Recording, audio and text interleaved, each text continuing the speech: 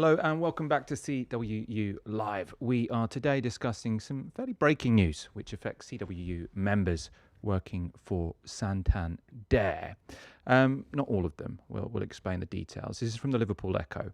So the group of workers affected are in the fraud management department. Santander plans to outsource that work to an American firm called Concentrix, who in turn are planning to move those jobs abroad. Now, lots of those workers are in Bootle, hence that was a story from the Liverpool Echo. This is a really worrying development for the workers involved. And to discuss what's going on and what the CWU are doing, I'm joined by Andy Mercer, who is National Chair for Finance. Sorry, my cue went a bit fast there. And Tracy Griffiths, who is Branch Secretary for Bootle Financial Services. And you're National Chair for Telecoms and Financial Services. Yes. I'll give you a full title. Thank you both for joining me so much. Tracy, I think you are sort of very much on the ground on this story. Could you fill us in on exactly what's going on here? So on the 9th of April, we were called to a meeting with the company regarding the outsourcing of some fraud work over to Concentric UK. If you want me to, I'll go through the list of teams that are going to go over, because I think it's important to understand, because not everybody is going to go across to Concentrix. So the proposal was to outsource over to Concentrix UK, and it will be 209 colleagues across 7 sites, if you include the home workers, and that will be application fraud, banking, credit card and unsecured personal loans, detection and claims, unauthorised third-party fraud claims, first-party fraud claims and first-party fraud detection, unauthorised push payment scam claims, unauthorised and authorised card fraud claims, sorry, it's a big mouthful, isn't it? And fraud administration activities, including securing application fraud admin and claim support. You know, when we were originally advised about this on the 9th of April, we were quite shocked, really, because fraud is a major part of the Bootle workforce, and it's a major part of Santander, and we couldn't understand why that work would be outsourced to a third party. And I suppose on the back of that, what is more disappointing is it's going to a third party that we don't have union recognition in. And that plays a big part, obviously, of the concerns and the worries for our members that are due to transfer across on the 1st of June this year. So some more details. So I think this, as you say, affects sort of 209 people, I think. So they will be offered Tupe. So their terms and conditions will be transferred to Concentrix from Santander. But as you say, their union recognition will not be transferred over as well. My understanding is that there is a concern these jobs will go abroad. So it's not just that people will be moved into a different company without union recognition, but they'll be moved into a different company and probably won't have their jobs for much longer. Is that correct? Yeah, that's what we've been led to believe. I think we have managed to get, obviously, the basics of the Tupe across. So terms and conditions, pay, you know, anything contractual. We've managed to get a few other things that have gone across, that will go across as well. Things like due location allowance, which isn't paid by Concentrix, but is obviously going to be paid going forward. So the important thing for us really is for the union recognition side of it's going to be a big issue with our members when they're working for Concentrix. Now, once that work is transferred offshore, which there's an intention to do that, it's there in the measures. You know, our members are going to be distressed at losing their jobs, and you know what potential redeployment opportunities are going to be out there for them to take up once this work is offshored. Because that would presumably, so if these workers have moved from Santander to Concentrix, then the jobs they've got in Concentrix have moved abroad. They might be able to get a transfer within Concentrix, but they won't be Santander employees at that point, right? So is there a possibility that after these people get moved to Concentrix, Concentrix will have other jobs in the UK? Yeah, there is a possibility that the Concentric UK will have work for them. Obviously, that would be with another client. It wouldn't be with Santander as the client because that work will have gone. So there is a possibility that there could be some work for them at Concentric UK. That's what we're hoping because, you know, at the end of the day, whether they work for Santander or they work for Concentrics, we still want them to have a job. Yeah, and I suppose actually union recognition would be very helpful when they're in concentrics to working out how best they can sort of be transferred to a different part of the company if the Santander jobs are going abroad. Andy, I'll bring you in at this point. What's been the union's response to this news? The union incredibly disappointed, and we can break this down probably into two distinct section or two issues. We're incredibly disappointed that Santander have taken this decision because Santander have decided what they want to do with the impacted 209 people working in fraud operations. They want to transfer this work out to Concentrics. We are of the belief, you know, this does put these individuals, a lot of these individuals have given long service to Santander and its predecessors. Obviously, Santander in the UK is a merger of several different banks over the years. And we go through the locations that are impacted. You know, you've got home workers, you've got people in Bootle, Sheffield, Bradford, Milton Keynes and Glasgow. And a lot of these are long-serving sites for Santander and its predecessor banks, which means a lot of these individuals, some of which that Tracy knows personally and I know personally, have worked for Santander for an incredibly long time. And Santander have taken this decision to move the work out to Concentrics.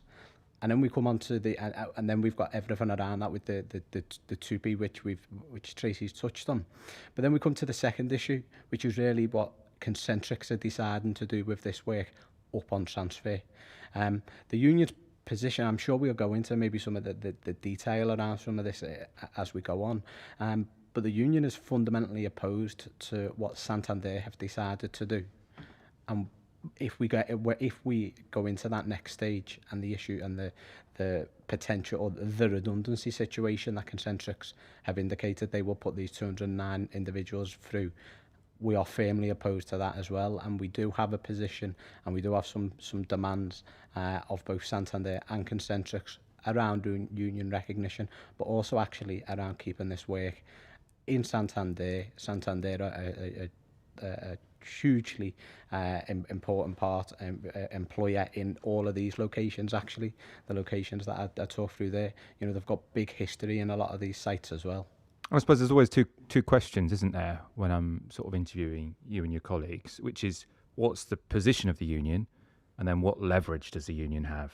Because obviously, you know, you've got this position, which is that you don't want these jobs to get transferred out of Santander to Concentrics, and then you don't want these jobs to get transferred out of the UK to abroad. Where are the sort of the points where you feel the CWU can influence this process? So again, this is a multifaceted, actually, our approach to this. First of all, we're continuing dialogue with Santander, and we do have to note, whilst Concentrics are moving to de-recognise or not transfer, it's not de-recognition, they're not transferring the recognition. It is important to note we do have a strong working relationship with Santander, and we look forward to continuing that relationship, and there is no indication because Concentrics have taken a decision Santander are anywhere near or in that place. So we'll continue to work constructively with Santander on this proposal, with our clear position that we think they need to rethink, they need to really take some time, take stock and think, is this the right image for their brand? And also, is it the right decision for 209 people and equally for their customers with moving this work, you know, offshore? Then we look at the wider landscape and in terms of leverage or any potential campaigns. First of all, it's worth noting that we need our members, all of our members in Santander, to be flagging these issues and any concerns they've got, whether they're impacted or not, actually, with the line managers. We also need them to be engaging with the trade union to making sure we're aware of all their concerns. But then we look at the wider piece, and we've already engaged our own internal structures politically, and we've already engaged with, or planning to engage with members of Parliament, Metro mayors, across the whole of the country to try and use some of that influence and leverage, if that's what we want to call it, to speak with Santander and really ask them again to rethink their position. And how have Santander justified this? Why are they saying they're making this decision? So Santander's position on this is it's to help streamline the service, make sure that they're in the modern age, that they're a digital first bank, that they're using all of the all of the tools open to them in terms of the AI revolution, to ensure that they're protecting the customers and the customers' data and their interactions with the customers in the fraud space. For me, and when I've been looking at a lot of the documentation, speaking to the team, hearing what Santander is saying, it really does for me just come back to cost. That appears to be the driving force here. We can have big grand plans for wanting to streamline all of this work, but nobody can convince me that Santander as an organisation cannot do what Concentrics are saying they'll do over a period of time in terms of modernising some of that. This trade union is not afraid of modernisation. It's not afraid of change. In fact, we work constructively with several different employees across various different sectors on how we can implement change, and constructively, but always on the basis of protecting terms, conditions and our members' jobs. And Santander, and in this case, have chosen to send this to an organisation that is Concentrics UK, but with a clear direction from Concentrics to offshore it, which actually doesn't give us an opportunity as a trade union to work with Santander to maybe deliver this change that they're asking Concentrics to do, but in-house. Yeah. And sort of speaking of sort of cutting costs, Santander has been in the news today for another reason. And this is a headline from the Financial Times. Santander deposes UBS as continental Europe's most valuable bank. So Santander worth 92 billion euros. Not really a struggling business. I suppose, does that create leverage? Sort of this image of a bank which has just become Europe's biggest bank, and they're transferring workers. I don't know if it's appropriate to use the word laying off workers, but they're transferring workers who in all likelihood will ultimately be laid off. Absolutely. The Santander are a hugely profitable organisation, and Santander, they are a global brand and a global bank, and this position that appears to have been taken of, we are transferring it to Concentrics UK. What Concentrics UK do with the work is up to them. Is absolutely it's sloping shoulders, to say the least.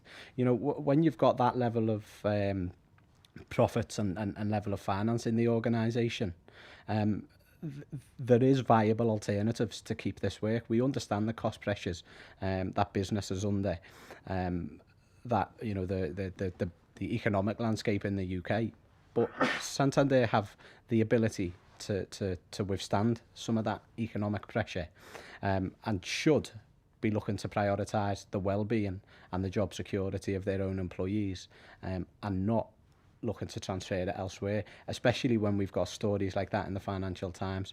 And certainly the bank, are not out there saying that they're having a difficult period. And we've seen recently over the last little while with other, stories in the press that the bank have come out and actually been really quite strong in their position that they are in a good financial state and they have a commitment to the UK and the UK market.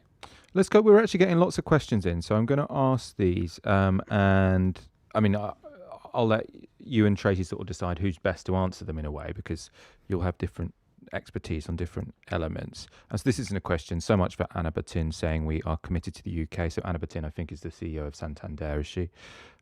Someone says, Poppy, so says, for a company that bangs on about values, they don't seem to have any. Lewis Wilkinson, crazy how they can make people sign NDAs and let them go out, but transfer us over to a company we didn't agree to. Poppy One says, I'd rather the redundancy. Now that's not a question, but it's an interesting point. So if you are one of these 209 people, and the idea of being transferred over to Concentrics and not knowing what that will involve, I know I was talking about the post office last week. And the post office, when they closed their Crown post offices, which is affecting 100 or so jobs, they gave people no, it's 100 and so post office. It'll be more jobs than that. I don't have the number on the top of my head. They gave workers, or they have given workers the option, which is to say you can either be transferred over to whichever company gets the franchise, or you can take voluntary redundancy right now. So is there a possibility of people saying, well, instead of being transferred to Concentrics, I'd prefer to take redundancy now? So we are aware, and Tracy may be able to give some of the detail on the redundancy terms, but we are aware that upon transfer, the redundancy terms will be honoured, so the Santander redundancy terms. But it's a strange position, and we make no apologies when I say this. The CWU and trade unions' aim is to protect terms, conditions and workers' rights. But doesn't that speak volumes, actually, that you've got two comments there, you know, I'd rather take redundancy, and then the one on NDAs, that actually it speaks volumes of the morale of the workforce, of just the impact that these decisions that are made, you know, by people sitting around, probably in very expensive suits, sitting around very big tables, that they really are demoralising the workforce. The redundancy terms will be transferred over. So, you know, if someone's saying I would rather have the redundancy, but for every one person that does want to take the redundancy and does want to walk out the door, there's many more that do want to stay in what is a good job and is, you know, relatively well paid. And that sadly across the economy and across society, we see far too much of good jobs and well paid jobs, you know, people being made redundant in these jobs, either being transferred abroad, because there's only one reason that this work is being transferred abroad, and that is to save money, ultimately for Santander. And certainly, you know, when we look at the NDAs or any of that sort of stuff, I know there has been some issues in Santander of late around conversations that have taken place. And the CWU has put some information out to members on that in the past. But again, it really does come back to the point, you know, how can any employer make their employees feel like that? You know, those two comments really do speak a lot for the way that the staff and the team members and managers, because there are some managers impacted who are in CWU membership as well, are feeling at the moment. You've answered actually some of these questions, but I'm sort of going to read them all out anyway for completeness, just to sort of for full clarity. So 07EFC says, if we move to Concentrics, we will lose our Santander terms and conditions, and so we would lose our redundancy pay. And what you've said is that's not correct. Tracy will be able to cover some of the detail on that, but that is incorrect as far as I'm aware. The redundancy terms do follow. So let us know in the comments, 07EFC, but it sounds to me as if you are a worker affected by this. So Tracy, if there is a worker affected by this who says, if we move to Concentrics, we will lose our Santander terms and conditions, and so we would lose our redundancy pay, is there any reassurance you can offer to this person? Yeah, that's not the case. So obviously upon transfer, there are the terms and conditions that are transferring across to Concentrics UK. The terms and conditions in regards to your pay, your holidays, and the certain policies going across, and certainly the SAN UK redundancy pay terms are going across over to Concentrics UK as well. So that, you know, you're not going to lose anything in regards to that. We are still waiting for, we've had some clarity on certain policies, etc., flexible work and maternity and that kind of stuff. The stuff that obviously go across through contracts by law and through Tupe, but we are obviously pushing for some of the better policies that we've negotiated with SAN UK to go over to Concentrics as well.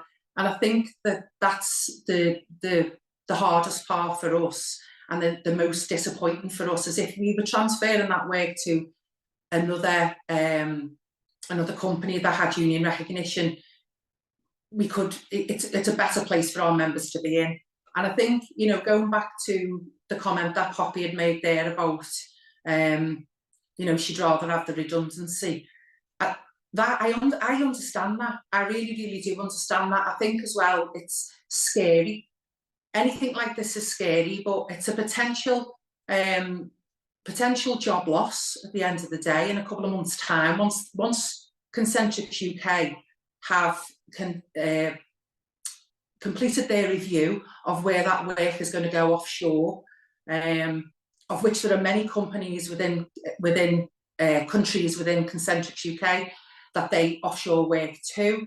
So it's the unknown, and if you're having your job transferred to a company that doesn't have union recognition, when we have supported our members working in Santander since the beginning, we have got that relationship with Santander. Any issues, any problems, we work together, we iron them out, and we won't have that going forward with Concentrix. So I 100% understand Poppy's concern of why she would rather take the redundancy than go and work for a company that doesn't have union recognition, or even an informal relationship that means that we are kept in the loop of what's going on once our members have transferred over, and that is the scary part. And I do get it. There are actually there's a bit of a debate going on in here about redundancy. Lots of people sort of with different ideas. I mean, I think you've actually been quite clear. I'll just read out some of them. So, and Amy Gwilt, again, will be entitled to enhanced redundancy if made redundant by Concentrix. Laura Bennett, if we decline redeployment once within the role, will we still receive the enhanced redundancy, or will they class this as resignation for refusing a role? That's an interesting question. So if people get transferred over to Concentrix, the current jobs they have get offshored, but then Concentrix say you can have, this different job within our company. What happens then? So at the moment, there is some, or Santander have, I think it's 43 alternative roles that they're creating, which everybody impacted will be able to apply for. It's an interesting one when we look at Concentrix UK, and will they offer redeployment options at the end? If you were to take up an alternative role within Concentrix, you will be taking that up, I would believe, on Concentrix terms and conditions, because you would be changing your role across to a completely, you would not be working on Santander functions, because the Santander function that Concentrix are bringing in, they've made it absolutely clear that as part of the review that work will be moving offshore. Concentrix will be under no obligation to offer alternative roles as part of that redundancy process. They may be able, they may well offer alternative roles, but it will more than likely be on a voluntary basis. So it's certainly something we can look at and we can get some more details of, because as I'm sure you'll imagine, at the moment, our absolute focus is around retaining these roles within Santander. It worries me that Concentrix upfront, and Tracy's covered this, are absolutely opposed to union recognition and an informal arrangement, which Concentrix do say they have with other trade unions, and they're absolutely opposed to it, which doesn't bode well and doesn't give me any indication that they're going to try and do the right things. We've got some of the protections in place under Tupe, in terms of the redundancy terms, I'll cross over. After that, if you were to take up a different role within Concentrix, some of that would be open for conversations at that point. But equally, that does tie into what we need. What we'd say is, if we get to that stage of redundancy consultation, we really need, whilst we won't be able to help or be in the room with collective consultation, we will be able to be in the room on individual consultation meetings. Yeah, so that's important, because we were talking about this earlier today, because I was saying if people get moved over to Concentrix and Concentrix isn't recognising the CWU, is there still a point in people who get moved over remaining in the CWU? And you explained that there were a number of reasons why that's still sensible. Could you sort of lay that out? Yeah, absolutely, Michael. So there's a number. First and foremost, what we'd ask is all of our members retain the membership, and there is a step you'll have to take to do that. We would ask, if you're not paying by direct debit, get in touch with the CWU and your local branch or the membership department at CWHQ, and transfer to a direct debit payment to make sure that you retain your CWU membership. And there's several reasons why we'd like you to do that. One, we're not in the mood for accepting, that Concentrix are not going to recognise the CWU. and we need to ensure that we maintain the strength, because we are speaking from a position of strength in terms of density. Of the 209 individuals that are impacted, the vast majority are in CWU membership, and we need to maintain that strength because density is strength. But then when we get to the practical issues, what happens in a redundancy consultation where there is no formal trade union recognition? The employer needs to essentially ask employees to become reps for the purpose of that consultation. And what we can do, because the employer will say, Concentrix will say, we will give you some training. I've been involved in a conversation with another organisation where we don't actually have recognition over the last couple of days, and they've got employee reps. They gave them 22 minutes of employee rep training.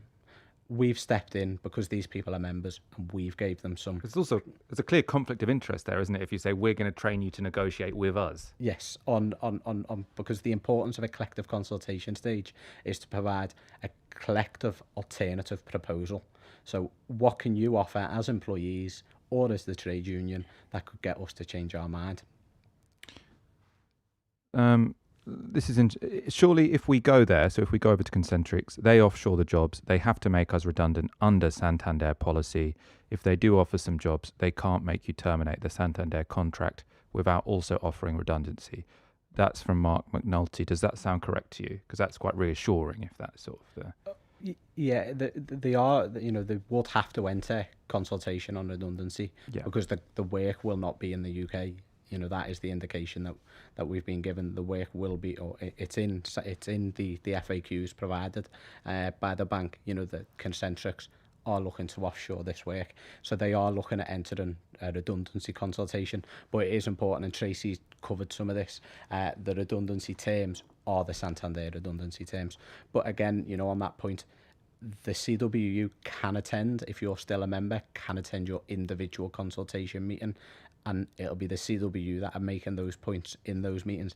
If there is anything from Concentrix which tries to deviate from the Tupe terms, which have been consulted on or are being consulted on. Tracy, I want to know from you. So I'm seeing, thank you so much for all the people commenting. Really, really important to sort of get your views here so I can put them to your reps. Lots of really thoughtful comments coming in. I wondered from you, Tracy, I mean, you've been speaking to people offline, of course. What are people's attitudes to this news? What sort of concerns are you hearing from people? Well, to be honest, Michael, they've been really, really distressed over it. They've been upset, shocked. I don't think, I mean, if you look around Liverpool, I don't think there's hardly any families that haven't been touched by some form of redundancy. My own household's had 3 redundancy exercises for our household personally. I know many people, many friends, many family. It's happening everywhere. It's not just happening in San UK, it's happening everywhere in regards to redundancies. 2Ps, we don't have an awful lot of 2Ps. We used to, when Santander had a couple of different entities within it, Geoban, Tragiban, Isban. We had 2Ps in-house, so within these entities, there were slightly different terms and conditions. And then we went through a period of harmonisation, which has brought everything sort of under the one umbrella, made things a hell of a lot easier for our members that were transferring over and, into and out of these entities. But when obviously you're dealing with a different company, and you've got your 2P, and then it's what happens after that. So it's been very distressing. We've had a lot of members that have been really, really in tears to us on the phone. It's been heartbreaking for a lot of them because it's happening. Some of it's happening to partners, people that are in relationships. Not just happening to one person. It could be happening to 2 people that are in the family. Some of the family are affected. Some people are staying in the fraud contract with San UK. They've got family that's involved in the outsourcing, so they're distraught. So we've had them on the phone as well. They've been really upset. We've had a lot of support from people that this isn't happening to, that are out of scope, that have contacted the union office as well and said, that they think it's disgraceful what's happening to their colleagues, and that they're scared and they're worried about what's happening for their future. And at this present minute in time, we've got no assurances for them. Well, we're asking for reassurances, we're asking for job security, we're trying to see the bigger picture. We're just not there at the moment, but we will continue to work with the company. We go to whatever meetings we get called to, and try and get the best we can possibly get for our members to secure their future with UK jobs working for Santander. Okay, this is an interesting comment from Jax Animatez, and then Mark McNulty said they'd like Jax's question to get answered. So I'll read out Jax's question. We have been told that there will be 32 jobs that Concentrix want to keep in the UK under Santander UK's terms and conditions. If we don't want to do this, we can decline and still get the redundancy. Oh, if we don't want to do this, can we decline and still get the redundancy pay still? So this is, I think this is similar to a previous question actually, but it's very important. I think people are saying if they get transferred over to Concentrix say we've got these 32 roles. If people say I don't want one of those roles, do they lose their right to redundancy pay? I don't actually think that's correct, Michael. Okay, please clarify. Yeah, I think I don't know whether there's a confusion, but there are 42 new roles being created that out of the 209 people that are due to be transferred, they can apply for these 42 roles. I don't know whether it's the 32 and the 42 that's got mixed up. I'm hoping that's the case, because when you say there are 32 roles that are going to be with Concentrix, I've not heard of that. Yeah. The only thing that I'm aware of at the point we were informed of the intended transfer, when we looked, there was 30 jobs advertised within Concentrix UK on their jobs board. Now, at this point of transfer, when it goes over on the 1st of June, we don't know how many jobs are going to be on that jobs board in Concentrix UK. There might be a hell of a lot more. There might not be. We don't know that. We don't know what work Concentrix, we know who they are and what they do, obviously, but we don't know what client base they've got as such. So we don't know if they've got another bank's client base, and that there's going to be roles available for people going forward on a redeployment basis once the consultation begins after the review of whether that work or not is going to be transferred abroad. So that I just want to clarify, because I think there's a little bit of confusion. Yeah, and to clarify, the 42 jobs that you were talking about there, they're 42 jobs within Santander, not within Concentrix, aren't they? So Santander has said the people who are going to get transferred to Concentrix, if some of those want to apply for these jobs within Santander, they can do that instead.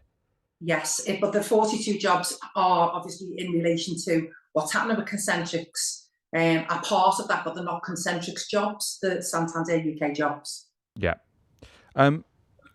Lots of people asking sort of, oh, sorry, did you want to come in there? No. Lots of people asking how this might affect the rest of the fraud call center. Someone else asking how this will affect the rest of Alaska House, the Bootle site. So Dr. Shakamoto says, the general feeling is that it's almost a temporary site and people, or everyone based there is at risk. So obviously lots of people working at Bootle. So yeah, could you talk about, or either of you, I suppose, how this will affect directly or indirectly people who aren't these 200 or so people who are directly affected, but people who either work for Santander, anywhere in the country, or people who work at Bootle. Shall I go to you first on this one? Yep. Yeah, and it's a really good question, actually, and we're really acutely aware of that feeling, and it's something that I know the local branch have been raising at the most senior level as well, in terms of the feeling on that site in Bootle, and dare I say some of these other sites, because the feeling isn't going to be exclusive to our members and Santander employees in Bootle, but specifically on that site. We are approaching the bank and have approached the bank to give us some reassurances, because it has been an incredibly unsettling time, not just of recently, over the last few years, since the multi-million-pound site that was promised was pulled, the move to a much smaller site with predominantly home worker, where you attend the site Alaska House, one day a month for team meetings, things like that, and we are aware of that. That feeling and that concern that's out there at the moment. There's no indication, from the bank at the moment that they're looking at that site we are still asking the question, and we continue to still push for some answers, because it is feedback that we've been getting for a long time. And certainly, you know, for some of our colleagues, certainly across the other sites as well, they're feeding that into us. There is a genuine sense of unease across a lot of the Santander sites, and even for our colleagues sitting in Milton Keynes, you know, that's a brand new building as well, but these sorts of announcements do put that element of doubt and fear into people of what does it mean for me, even though I'm sitting in an area that hasn't been impacted. And the bank has gone through tremendous change over the last few years. So we will keep you updated on the specific question around Alaska House and Bootle. We will keep you updated. We understand your concerns, and we are asking the bank to give us some reassurances there. Tracy, I don't know if you want to come in on that, or if I should go to another question.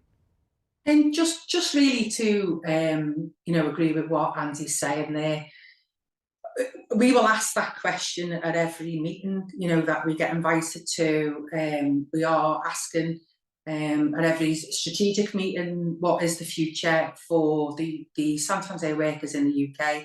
And for me personally, being the branch secretary of Bootle branch, I want to know what's happened with Alaska House. It's important. We were really disappointed when the bank decided not to go ahead with the planned redevelopment and the build of our site in Bootle. That would have been great. You know, we go to Milton Keynes and we can see the fantastic building that they've got down there. But you know, as this has happened, this Tupe transfer is happening, there are workers that work in Milton Keynes site that this is happening to as well. So it's not so much the site per se that is causing the problem. The site, if somebody come along and said, you know, you're going to get a lease, an extended lease in Bootle, does that actually give you job security? I don't know whether it does, because if you look at what's happening with Milton Keynes, some of the work that's proposed under this Tupe, they actually work from Milton Keynes as well. So I don't know. I just think that there's a long way to go, and we will keep banging the drum, as we always promise we will do. And as soon as we hear anything, we will obviously let our members know, because as soon as our minds put at rest, we want to put other people's minds at rest as well. And then we got a comment and a question about timescales. So Mark McNulty says, do we have any indication of any kind of timeline for the redundancy and offshoring of work after the June the 1st transfer? Do we have 2 weeks, 2 months, or 2 years before we're binned? And then Laura Bennett has sort of responded to that, sort of, I suppose, backing up the question, saying it is the fear of the unknown for a lot of people. I agree with Mark. We would benefit from timescales of redundancy, as we need to seek alternative employment externally. So I'm not sure if either of you do have an idea of sort of timescales, or is that something that's as yet unknown? I can, I mean, we can only go on the facts, and the facts are as stated in the measures document that has been supplied to all the 209 people affected, and to this CWU as well, which is, it's imminent. There is an intention, obviously, to look at transferring this work abroad once Concentric UK have completed their review. There's no time given at all in that documentation, so I'm not going to make a false promise and say it's going to be 2 months, whatever, and I don't want to worry anyone and say it's going to be 2 weeks. But based on the facts that we have got so far, it'll be, as the transfer has gone over on the 1st of June, it'll be the intention of Concentric UK to come and consult with the individuals concerned about offshore and that work. So we haven't got any timelines that we're aware of that we haven't shared with you. But again, if we get that, we will, you know, give that information as soon as we get it. We are still asking questions, by the way.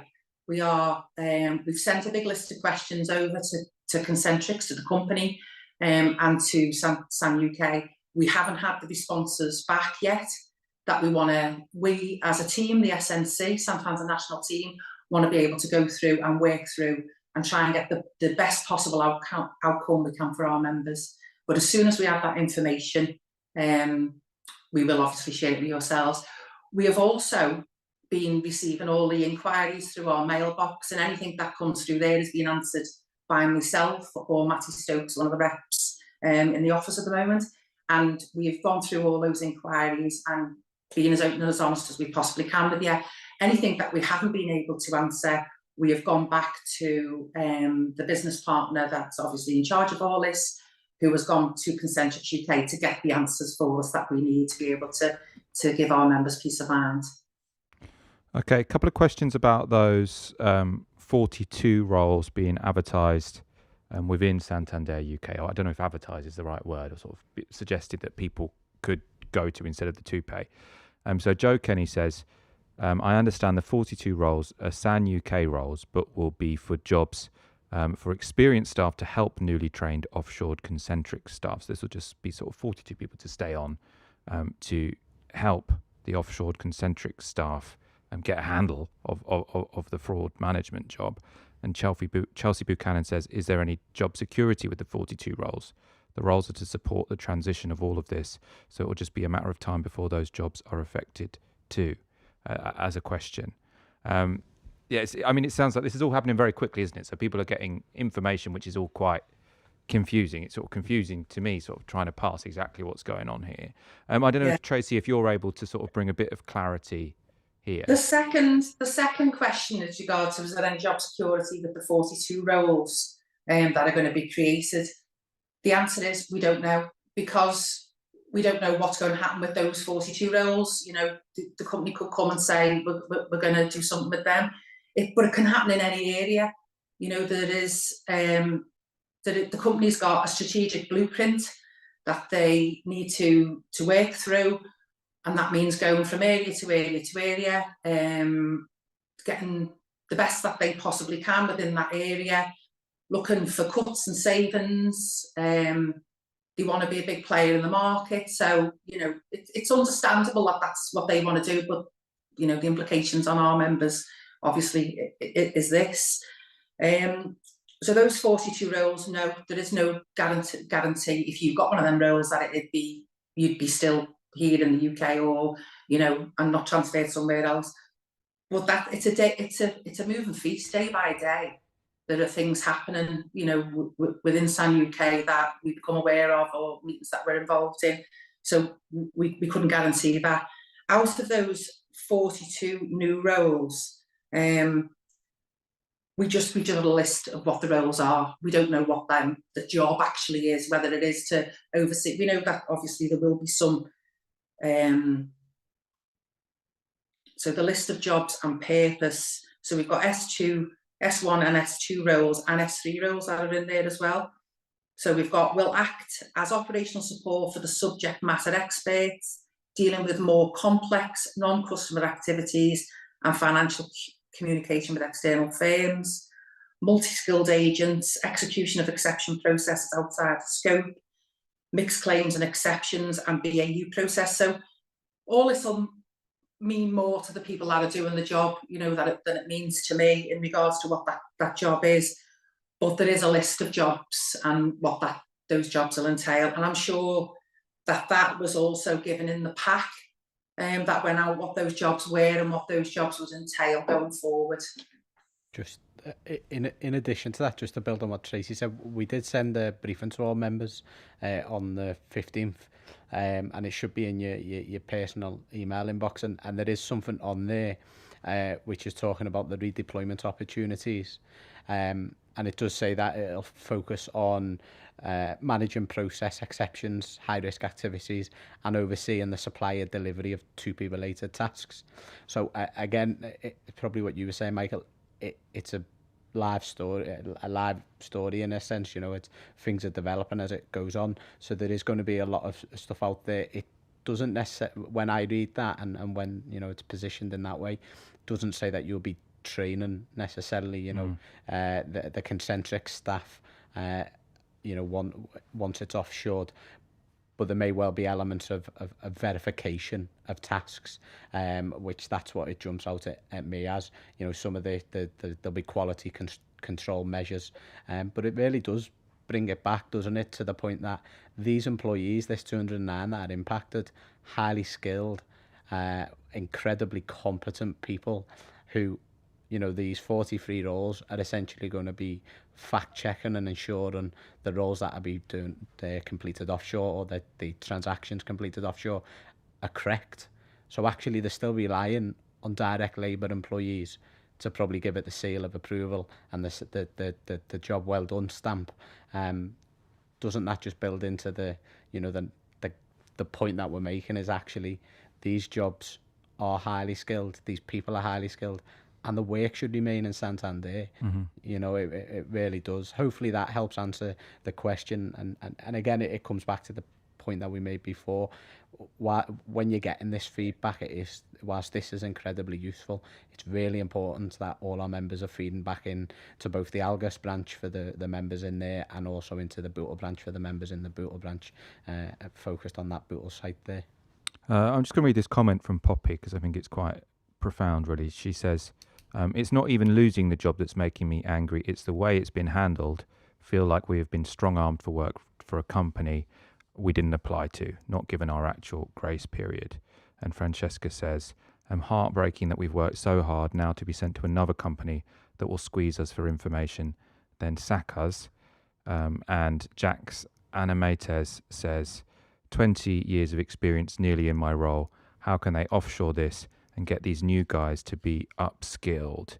So I suppose you're just hearing here sort of like how sort of let down these people feel after giving 20 years to a company, and then sort of being treated in this manner. I'm aware we're getting lots of questions which I think might be sort of beyond the detail that we know at the moment, because there's sort of a lot of uncertainties. I'm just going to go to one more and then sort of we'll go to final thoughts, I think. So Carly says, what happens to colleagues who have only office-based contracts? We are not being offered a role of which we can do and move to, so surely that is redundancy. We need timescales. And then Chelsea says, Carly's question, please, to what happens to people on office-based contracts? So as far as I understand, again, Tracy, you'll probably know more here. So it sounds like there are people who currently have office-based work. When they move over to Concentrix, they're being told this will be home-based work, and they don't necessarily have the sort of ability to work from home. Yeah, so what's the situation there? Yeah, I'm fully aware of both Carly and Chelsea's issues. I've been dealing with them on an individual basis as well. The first thing what will happen is, it was one of the very first things that we spoke to Concentrix about, because I'm aware that there are people who are not able to work from home, and that it's not a case of they've chosen to work from the office, it's a case that they can't work from home. And with Concentrix saying that they want the contract to be purely home-based, that was the biggest concern for me straight away with what happens to these people. I've reached out to the owner of this project and also to Concentrix UK, and the information that I've had back is that upon transfer, they will be assessed for home working, and a discussion will happen between Concentrix UK and the individual concerned. And there's not just one, there are many. A conversation will, and as to see what can be done. You know, it's not really as a case of, is it not a will, not a want to be able to do it, but can you actually physically do it? There are many reasons why people can't work from home. We hear about them, you know, quite often. So there are steps, and at that point, I think if it's still impossible for somebody to work from home and can't fulfil that part of the contract, then the transfer over, then as far as I can see, the only alternative would be redundancy for them, unless Concentrix have got, you know, are able to provide a site that somebody can attend. We know that they do have sites. Where those sites are, we know they've got some Sheffield, Belfast, etc. I don't know if they've got anything local that people could go and work from. We have asked as well, is it possible that they could even attend Alaska House, and we've been told that's not a possibility. That's from Concentrix. It's not a possibility. That wasn't from San UK. So it's a case of that there will be an assessment and conversations will be had as to whether or not that is possible or not going forward. But we did reach out to ask the question, because it was one of the first things that we thought about. Oh, but Kirsty says, yes, but if Concentrix don't work with the unions, then they can just reject an employee's home working request following assessment. So I suppose lots of this comes back to this issue, which is if there's not union recognition, I suppose if they're still a member of the CWU, they can still get advice from you and get representation as an individual, can they? Or Absolutely, we'll be able to represent, on an individual basis, and we'll certainly still be providing the advice. And equally, it does also, we do also need to understand individual personal circumstances, because if it's a disability related issue, there's the Equality Act. The employer has legal responsibilities in this case, and we won't sit by and allow any of our members, to be discriminated against, because there's going to be various different factors as to why people cannot work from home, and for Concentrics essentially to wash their hands and say, not our problem, and Santander, quite frankly, need to step to the plate and do something about that as well, because we do have to acknowledge Santander are choosing. They chose Concentrics as their supplier of choice. So some of these problems, this not our problem, deal with Concentrics on some of this, or our members will have to deal with Concentrics, isn't acceptable. The service is still being provided for Santander, and we'll do everything we can on an individual basis, but equally on a collective basis, to ensure we try and resolve some of these issues. But, individual personal circumstances will come into it. There is legislation around flexible work and home working requests, and we can go through all of that with those individuals. If they get in touch, again, I'll reiterate it, make no apologies for it, get in touch with your local branch, get in touch with your local representatives, and we'll talk you through the process. But we aren't going to stand idly by and allow Concentrics to treat people in that way. It's disrespectful and blatant disregard for the service and experience of a lot of these people. Mm-hmm. Let's sort of wrap up. I'm going to go to both of you for your final thoughts, sort of your message to people who are so concerned about what's going on now. And I also want you to sort of include, I mean, you sort of did just allude to it there, but what people who have further questions can do and how people should stay up to date with this sort of news, which is very much developing. So it's, lots of things are uncertain. How do people find out as and when clarity emerges? I don't know who wants to sort of go first on that. Shall I go to you, Tracy? Yeah, that's fine. As people have already been doing, is to email into our inquiries box. The emails are being picked up, they're being worked through, right from the word go. We pick them up, we work through them. We try to give as much information as we had at that point in time to our members. We are still seeking the information, some further clarity, for people who have got, there's a few different issues where what people have got that are not there in the measures, it's not in the pack. Individual circumstances, we are taking that back to the company. We will try our best to get the best outcome possible for you. We're here to support you, and we will be with you every step of the way as we go through this process. And any final words from you, Andy? I echo everything that Tracy said there.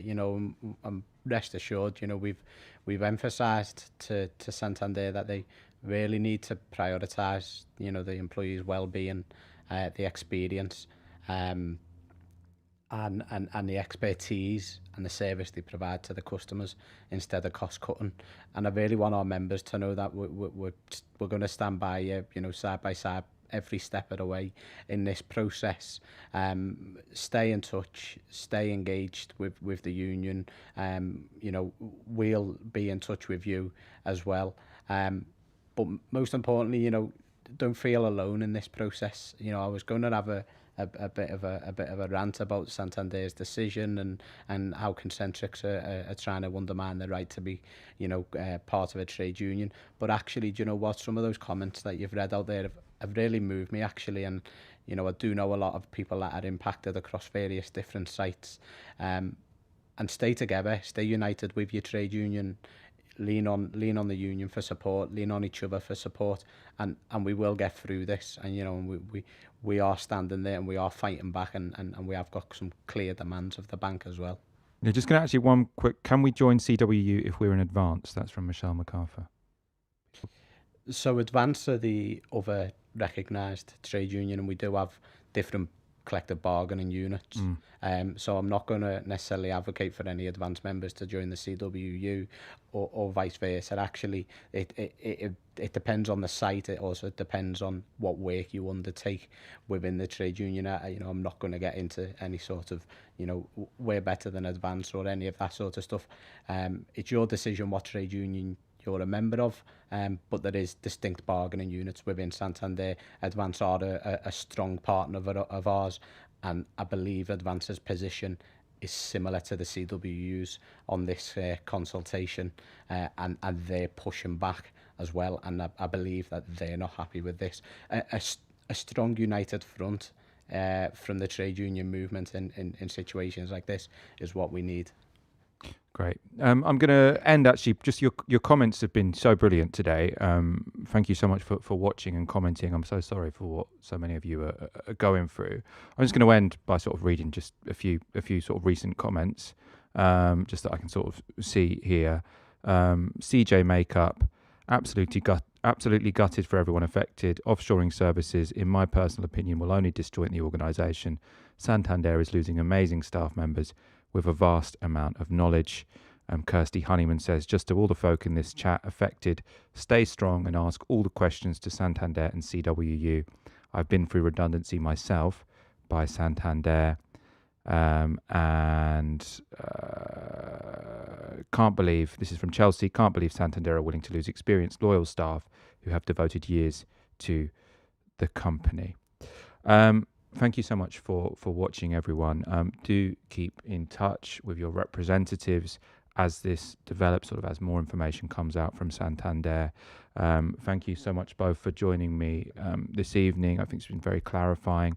And yeah, thanks again. Solidarity to everyone affected by this. Until next week, stick with your union.